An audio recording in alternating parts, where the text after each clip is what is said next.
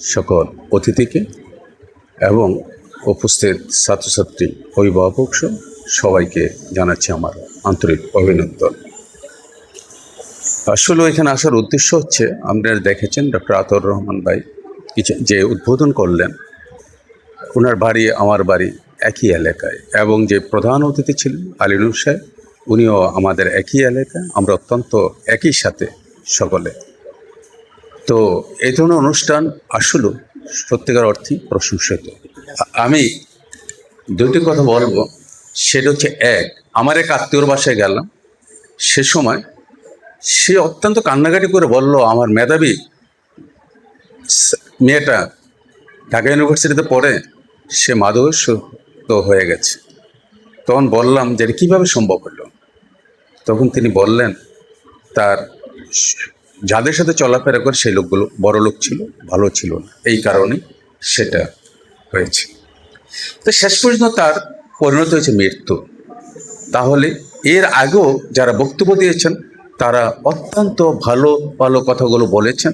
আসলে আমাদের অভিভাবকদের উচিত, আমার সন্তান কি করছে, কোথায় পড়াশোনা করছে, কতটা সময় ব্যয় করেছে। আসলে আমি যেটা গজারা প্রেস ক্লাবের সভাপতি হিসাবে পরিচিত হলো, আসলে আমার বাড়ি গজারাও যদি হয়, আমি যখন গজারাতে থাকি বিভিন্ন কার্যক্রমে, সেটা গজারা প্রেস ক্লাবের পরিচয়। মুন্সিগঞ্জ গেলে আমার একটা পত্রিকা আছে, দৈনিক মুন্সিগঞ্জের কাগজ। ঢাকা শহরে আসলে সেটা আরেকটা জাতীয় পত্রিকা আছে, এবং আমি আঞ্চলিক যতগুলো সংবাদপত্র আছে এগুলোরও সভাপতি। তাহলে আমরা কি করতে পারি? আমি দেখেছি একটা ছোট স্টুডেন্ট, মেয়ে ছেলে হোক, সে যা ইচ্ছা যদি করে যে আমি এই কাজগুলো সৎভাবে করে যাব, সে করতে পারে।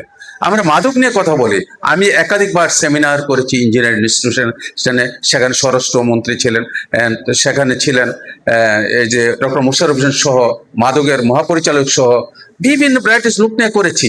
আসলে কি জানেন, আমরা যারা আছি, যতক্ষণ তো সচেতন না হই অতক্ষণ পর্যন্ত কেউ করা সম্ভব নয়। যেমন আজকে আপনারা যারা আছেন, মনে করেন যে ভয়ের কিছু নাই। কারা মাদক ব্যবসা করে আপনারা জানেন, কারা মাদক খায় আপনারা তা জানেন। তাহলে কি প্রশাসন তো জানার কথা না, এত দূর থেকে, কিন্তু আমরা কিন্তু জানি। তো সুতরাং আপনারা যদি চিন্তা করেন, এই এলাকার সমাজসেবা অনেক লোক আছে, তাদের সান্নিধ্যে যান, তাদের সাথে কথা বলেন, অমুক এই কাজটা করে।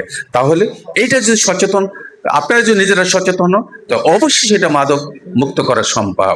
আমার সম্ভব হয়েছে 24টা এডিশনাল সেক্রেটারি, জয়েন্ট সেক্রেটারি সহ দেশের বাইরে একটা প্রশিক্ষণে। আপনি নানিয়ান পলিটেকনিক ইনস্টিটিউটের নাম শুনছেন সিঙ্গাপুরে। এরকম স্টুডেন্টরা যারা সকাল 7টায় ক্লাসে আসবে, তখন 6টায় তারা জায়গায় অপেক্ষা করতেছে, যে 6টায় কেন, ক্লাসে 7টায়, তাই না? এই 6টা বাজে কি কি পড়াশোনা করতেছে এগুলো তারা সব স্টাডি করে ক্লাসরুমে জায়গা, স্যার আসবে, ক্লাস নেবে, আমরা এটা যেটা পারি না এটা স্যারের সাথে ডিসকাস করব, এবং ক্লাস হওয়ার পরও যে এখানে কি তৈরি করছে, কি শিখছি, সেটা তারা প্র্যাকটিস করে। তাহলে কি হচ্ছে, পড়াশোনার পাশাপাশি সমাজ সচেতন হতে হবে। সব কিছুই আপনাদের যদি এইভাবে প্রত্যেকটা ছেলেমেয়ে যদি গড়ে ওঠে, তাহলেই আমরা আমাদের যে লক্ষ্য উদ্দেশ্য এটা এগিয়ে যাবে। আমি ডক্টর আতাউর রহমান ভাইয়ের সাথে আসলে ওনাকে খুব ভালো লাগে, এতটাই ভালো লাগে, উনি আসলে ওনার নেশা, পেশা, ধ্যান ধারণা কীভাবে মানুষের উন্নয়ন করা যায়।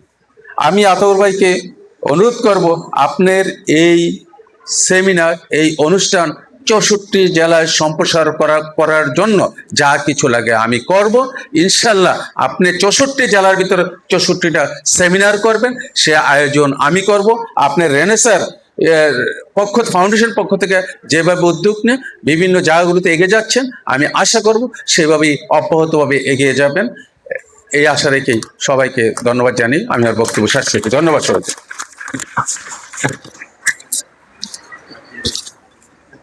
ধন্যবাদ।